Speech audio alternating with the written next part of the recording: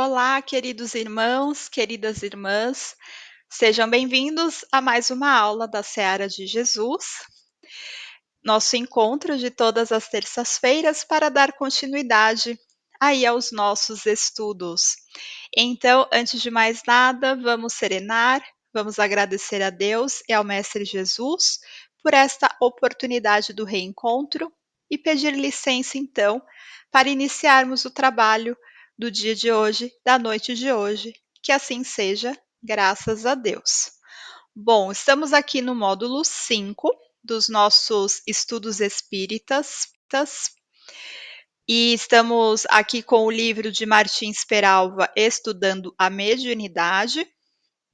Hoje é o capítulo 33, Definindo a Prece, tá?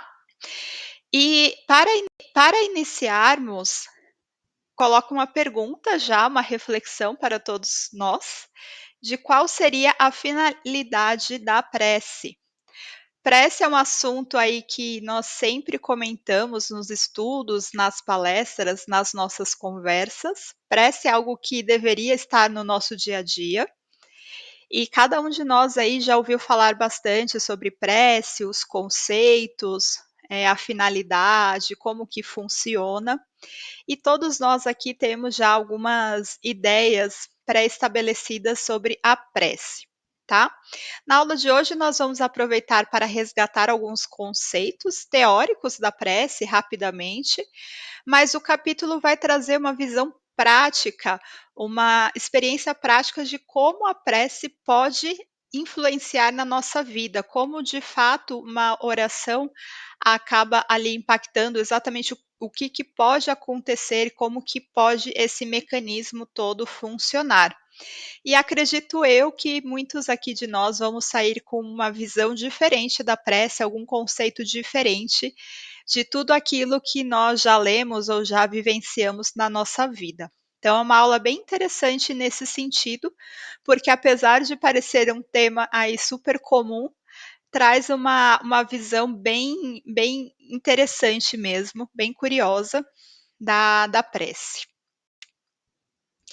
O livro de Martins Peralva, como nós sabemos, ele acaba estudando o livro Nos Domínios da Mediunidade, de André Luiz, a série André Luiz, e vai estudar especificamente o capítulo 20, que é Mediunidade e Oração, e que retoma a história de Dona Anésia, tá? Que 2 aulas atrás, na aula do Cido, ele traz para nós ali que Dona Anésia tem uma desconfiança de traição por parte do seu marido. Ela percebe o seu marido distante, desvinculado com o lar, desconectado dela como um casal, como um marido, trazendo até algumas situações constrangedoras, algumas situações de deboche, tá? E ela tem ali uma desconfiança de que talvez ele esteja se envolvendo com uma outra moça, até traz um pouco ali que ele se conecta com ela em pensamento, com essa segunda moça, essa segunda mulher.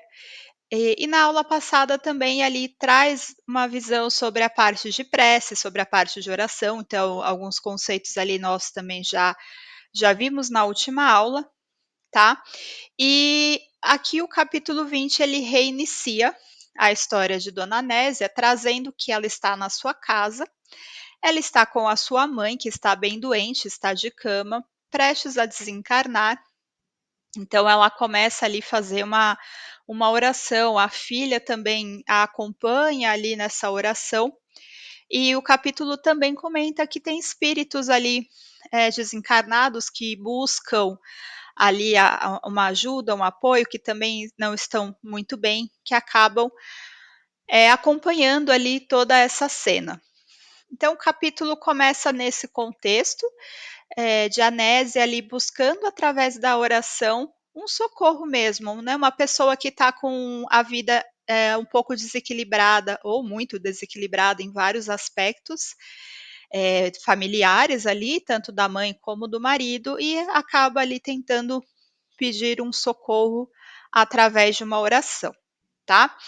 Antes de nós entrarmos na história propriamente dita, vamos repassar a teoria aí das orações, da prece. Então, a natureza da prece, que é uma comunicação com o divino, expressando pedidos, gratidão ou a glorificação, tá? É uma transmissão do pensamento, então o pensamento viaja através do fluido universal, conectando seres encarnados e desencarnados. E esse concurso é espiritual, então a prece atrai a assistência de bons espíritos para fortalecer a moral e inspirar ações positivas. Existe a responsabilidade pessoal, então a prece ajuda a evitar males causados por ações pessoais, guiando o nosso livre-arbítrio. Então, uma prece, uma vontade nossa de, através da prece, nos conectarmos com o alto, também nos ajuda a nos guiar em momentos de dúvida, porque nós temos o nosso livre-arbítrio, podemos fazer aí muitas coisas diferentes, ter muitas atitudes diferentes, mas a prece ajuda a guiar esse nosso pensamento, essa nossa atitude para coisas positivas dentro do possível. E a eficácia da prece, ela vai depender da nossa sinceridade, da nossa fé e da nossa intenção na caridade com o próximo. Aqui, no capítulo, né, do Martins Peralva, comenta rapidamente sobre um conceito de prece vertical e o conceito de prece horizontal. Então, vertical de baixo para cima e horizontal significando ali o mesmo nível. E a prece vertical, ela é uma aspiração elevada, ela tem essa direção ascendente e ela se conecta a respostas espirituais superiores, tá? Então está muito relacionado aos nossos pedidos sinceros e aos nossos pedidos ligados à espiritualidade, tá? E a prece horizontal está muito relacionada aos nossos pedidos de coisas materiais, aos nossos pedidos com intenção, muitas vezes, de egoísmo por trás, ou preces mais desesperadas, ou que desejam respostas fáceis e respostas imediatas para as dificuldades que nós passamos. E apesar de ter esse conceito de prece vertical e de prece horizontal trazida no capítulo, na verdade essa prece horizontal nem seria uma prece, seria mais um pensamento que acaba se conectando com outros espíritos que podem estar ali na nossa mesma vibração, também com esses anseios pouco elevados que muitas vezes nós carregamos. Mas a prece mesmo seria esse movimento vertical, esse movimento superior aí em busca de respostas que sejam realmente relevantes e realmente ligadas ali à intenção de praticar o bem para nós mesmos e o bem para o próximo, né, também. O ciclo da oração genuína nós podemos, de forma muito resumida, colocar em 4 passos. O primeiro passo é evitar essa hipocrisia, então, que não seja uma prece só para mostrar para os outros ou para tentar provar algo para os outros, ou até mesmo para tirar um peso da nossa consciência, mas que seja uma prece sincera. Ore em segredo, então, as pessoas não necessariamente precisam saber que nós estamos fazendo uma oração, não precisam necessariamente saber, das nossas problemáticas individuais. Seja breve, que é muito ligado à prece que ela é de fácil compreensão, então os espíritos superiores, o Jesus, ou mesmo uma ligação com Deus, não precisa de palavras extensas e palavras complexas ou difíceis, mas precisa que de forma sucinta e objetiva e muito sincera que a nossa intenção, o nosso pedido ou o nosso agradecimento seja ali passado. E o último passo do ciclo dessa oração seria confiar na providência, confiar que Deus sabe de todas as coisas, que Deus é justo, é bom e tem ali todo o conhecimento superior do que é melhor para os seus filhos. E um último exemplo aqui para passar por essa parte teórica da prece, então um pouco de como que ela funciona, mas vamos imaginar que um homem ele se perde no deserto, então ele está lá perdido no deserto, não sabe mais o que fazer, que caminho tomar, então ele, no seu desespero, acaba fazendo uma oração ali pedindo uma ajuda. Um bom espírito se aproxima, então, através da conexão dessa oração. Então, vamos pensar ali que o homem perdido no deserto emite uma onda, emite ali um pensamento, e isso vai sendo transmitindo através do fluido e vai se conectar a um espírito ali. Então, eles vão entrar ali em comunhão de ideias, em comunhão de pensamentos, e esse espírito vai inspirar uma ideia para o homem perdido, para que ele, ali através dessa inspiração, encontre esse caminho no deserto. Esse homem, então, com essa ideia inspirada desse caminho, que talvez não seja o caminho mais óbvio, porque ele até então não tinha pensado nisso, por isso ele estava perdido. Através da sua fé na providência divina, através do seu esforço em buscar esse caminho e também da sua coragem, ele segue e ele acaba descobrindo aí uma saída, né, algo melhor, tendo alívio e tendo a esperança. E para finalizar o exemplo, depois de tudo isso que acontece, nós podemos tomar aí duas atitudes. Ou a atitude do orgulho, que é a atitude de, nossa, como eu fui inteligente de descobrir um caminho alternativo para sair do deserto, ou então o caminho do reconhecimento de, poxa, fui inspirado, fui atrás, usei meu livre-arbítrio, me esforcei, mas tive uma inspiração diferente para pensar diferente e para conseguir sair da dificuldade. Então, a prece muitas vezes acaba sendo respondida por uma inspiração, por uma oportunidade de trabalho, por algo diferente, não necessariamente com uma resposta pronta, com uma dádiva pronta, com algo ali que vai cair no nosso colo. Então, muitas vezes, vai depender também da nossa boa vontade, da nossa coragem e do bom uso do nosso livre-arbítrio. Então, a gente retorna agora para a questão da história da Dona Nésia ali no livro, onde nós lembramos aqui que Jesus já trazia para nós a questão de pedir e obtereis. E aqui na ilustração nós temos uma pessoa que, através de uma oração sincera, ela se liga, se conecta a um espírito, a um irmão nosso desencarnado, que acaba trazendo apoio e consolo, tá? O livro também acaba comentando sobre o conceito de invocação, que é diferente de evocação. Evocação é a solicitação ali de que um espírito compareça, se faça presente numa reunião mediúnica.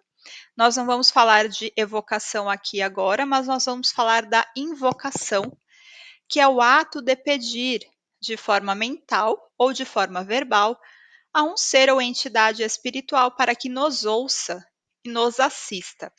Então, a invocação acaba servindo para obter ajuda em momentos de dificuldade ou necessidade, para pedir orientação e sabedoria, buscar proteção e amparo espiritual, harmonizar e equilibrar energias e buscar a cura física e emocional.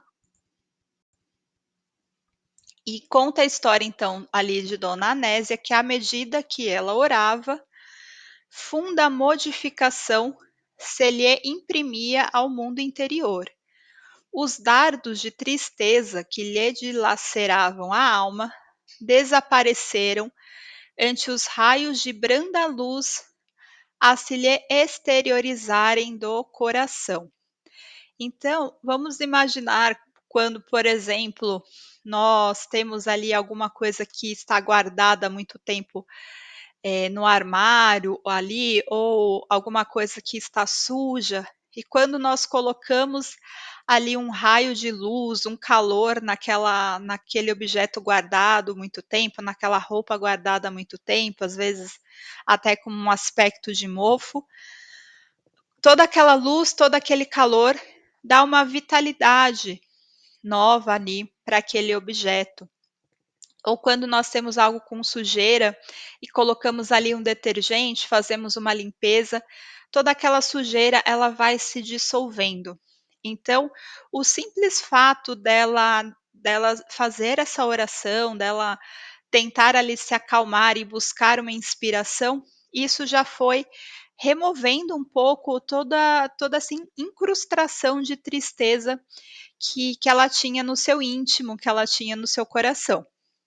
Então, o simples fato de iniciar, isso já traz ali uma atmosfera diferente. E continuando, desde esse instante, qual se houvera acendido uma lâmpada em plena obscuridade.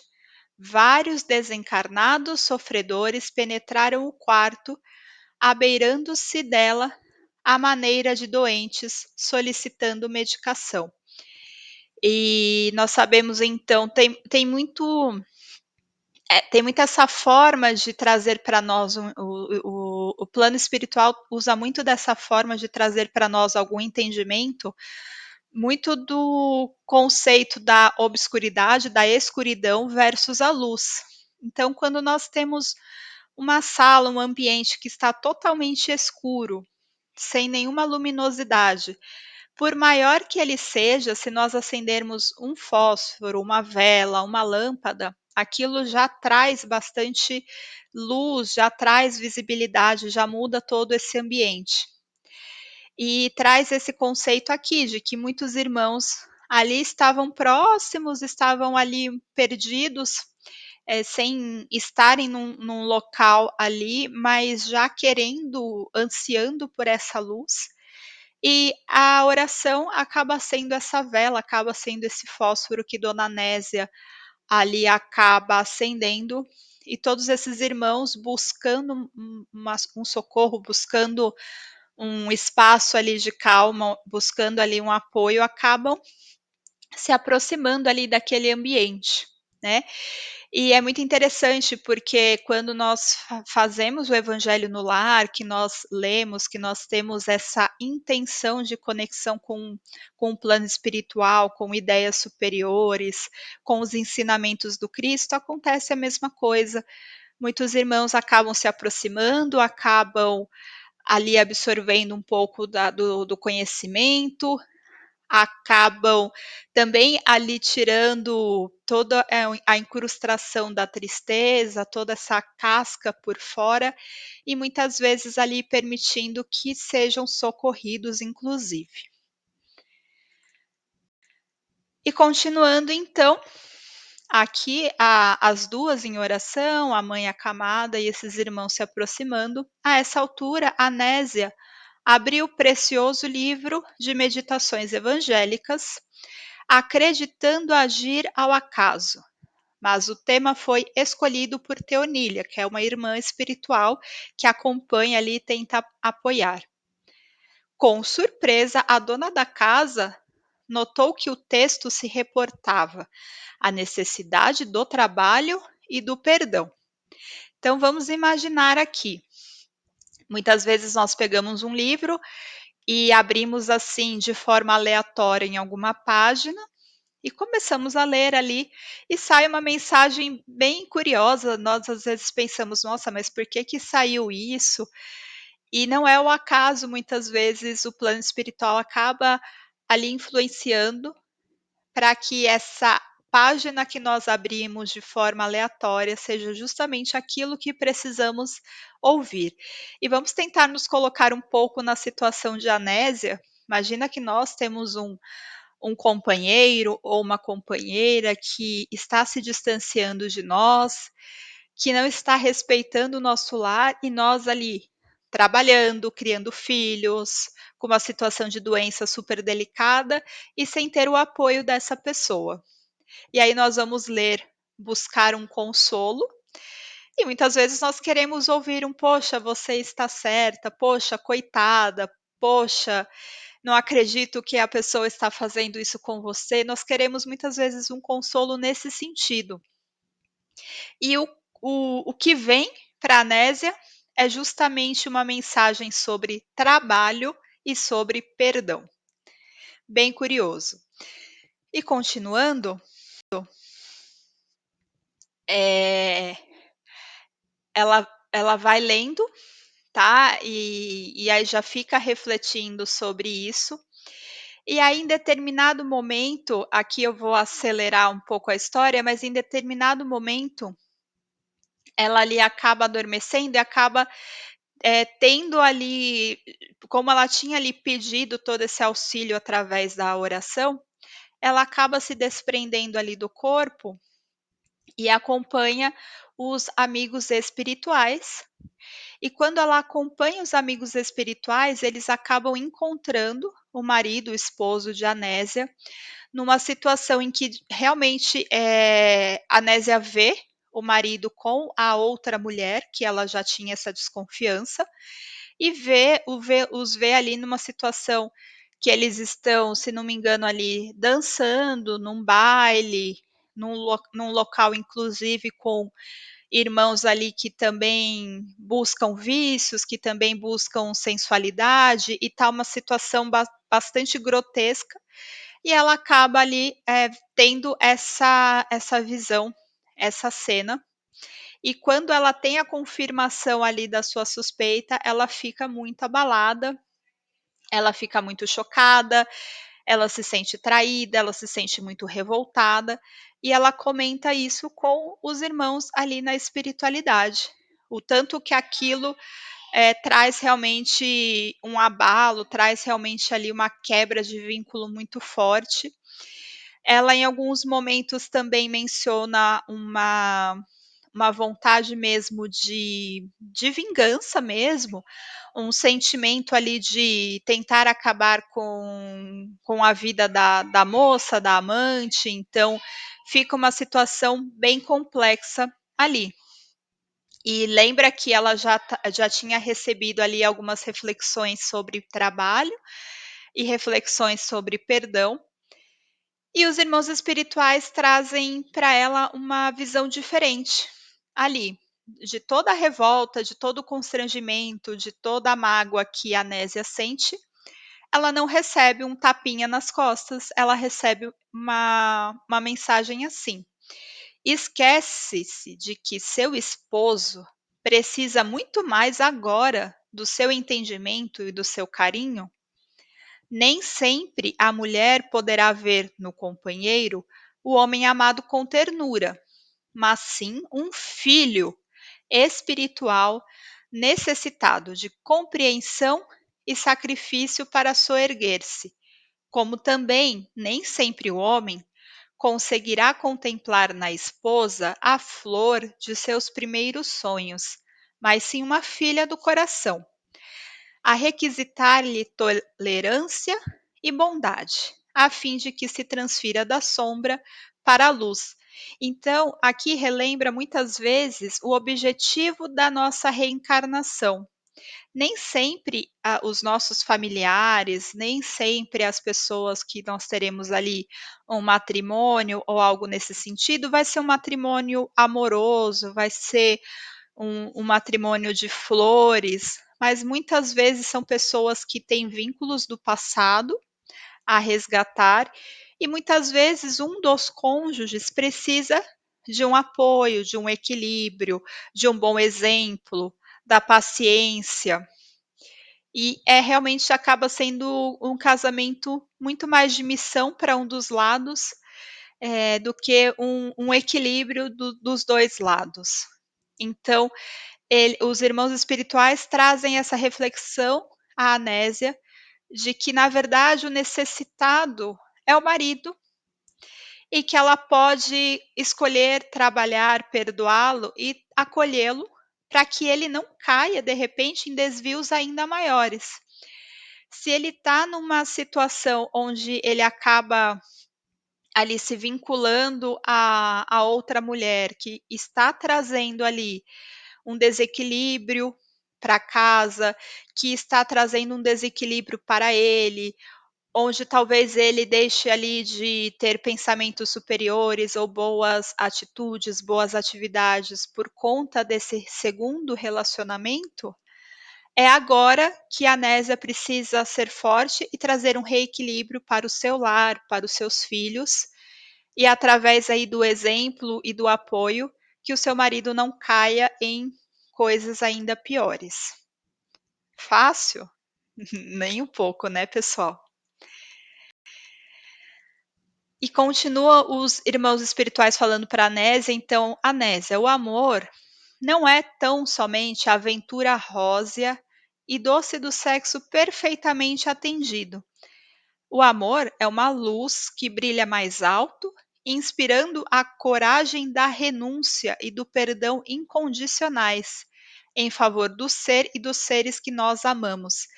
Então, renunciar a muitas coisas, perdoar muitas coisas, requer de nós principalmente coragem. E através da oração, nós podemos pedir coragem para perdoar aqueles que nos ofenderam, por exemplo. Jovino, que é o seu marido, é uma planta que o Senhor lhe confiou às mãos de jardineira. É compreensível que a planta seja assaltada pelos parasitas ou pelos vermes da morte. Todavia, nada há a recear se a jardineira está vigilante. Então, um exemplo bonito que o plano espiritual traz. Coloca a Nésia como jardineira, coloca Jovino como uma planta que ela precisa cuidar e que ela precisa ser uma jardineira vigilante para proteger a planta dos vermes, dos parasitas, para que essa planta floresça. Então, é uma missão para ela fazer com que essa planta ganhe, seja vistosa, ganhe frutos, ganhe flores, ganhe folhagem saudável. E como que ela faria tudo isso? Que fazer da mulher que o domina? Então, a Nésia, né, na sua raiva, na sua mágoa, no seu desejo de vingança, pergunta o que fazer dessa mulher. E os irmãos espirituais respondem: compadeçamo-nos dela. Terrível ser-lhe-á o despertamento. Então, eles estão falando assim: imagina quando essa outra mulher cair em si e ver o tempo que ela perdeu para si mesma, em primeiro lugar, e o que ela impactou na vida de outras pessoas. Esse despertamento será terrível, que é o despertamento da nossa consciência. E a Nésia pergunta: compaixão? Vocês querem que eu tenha compaixão dela? E os irmãos espirituais respondem: e que outra melhor represália senão essa da compaixão? Então, a compaixão, o perdão, a tolerância, a paciência acabam ali entrando como formas de proteger o lar. E acaba mesmo o capítulo com a Nésia se sentindo novamente encorajada e com propósitos maiores. Então, ela pensa que ela precisa ainda cuidar da mãe, ela pensa que ela tem filhas, que ela tem um lar que precisam dela, que precisam do seu equilíbrio, do seu bom exemplo, da sua presença. E ela traz essa outra visão de trazer ali realmente um lar melhorado, fazer a parte dela para que o seu lar continuasse ali estabelecido dentro do possível, tá? Então, para finalizar, o livro traz para nós essa reflexão. Encontramos aqui precioso ensinamento acerca da oração. Anésia, mobilizando-a, então Anésia fazendo essa oração, ela não conseguiu modificar os fatos em si, mas logrou modificar a si mesma. As dificuldades presentes não se alteraram, então a mãe não deixou de estar doente, pelo menos até o final do capítulo. Acaba que a mãe continua doente, prestes a desencarnar.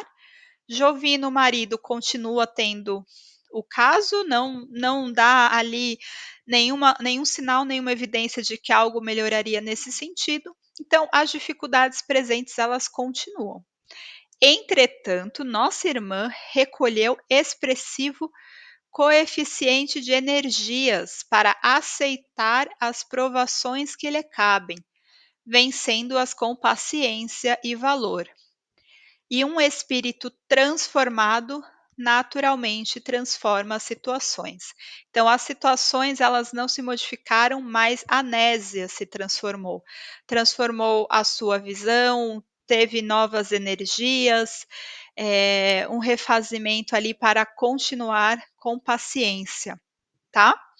E para finalizar então, depois desta aula, qual seria a finalidade da prece, na sua opinião? Lembra que no começo nós falamos ali sobre prece, que é pedir, que é agradecer, que é louvar a Deus, que todos aqui tínhamos algumas questões acerca da prece, mas que depois que nós vemos ali como que a personagem primeiro se conecta com o plano espiritual, que traz ali uma intuição dela abrir o livro na página mais correta. Então ela busca, de forma sincera, verdadeira, pedir um auxílio. Esse auxílio vem em 2 momentos.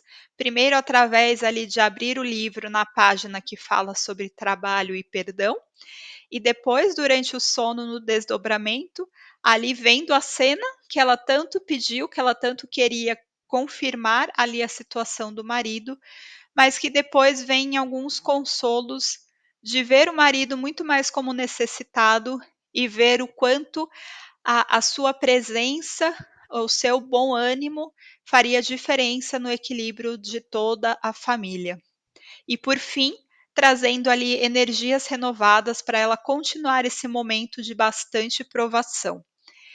E aí nós pensamos em situações parecidas na nossa vida, nós pensamos também como podemos utilizar o poder da oração, não só para nós, mas também para o próximo, que muitas vezes nós queremos orar por aqueles que nós amamos, mas que talvez quem mais precise de uma oração sincera nossa sejam os sofredores, os incorretos, os criminosos, os viciosos, tudo isso. Então, depois de todo esse ensinamento, depois de toda essa visão prática mesmo de como funciona o mecanismo da prece, qual que seria a finalidade na sua opinião?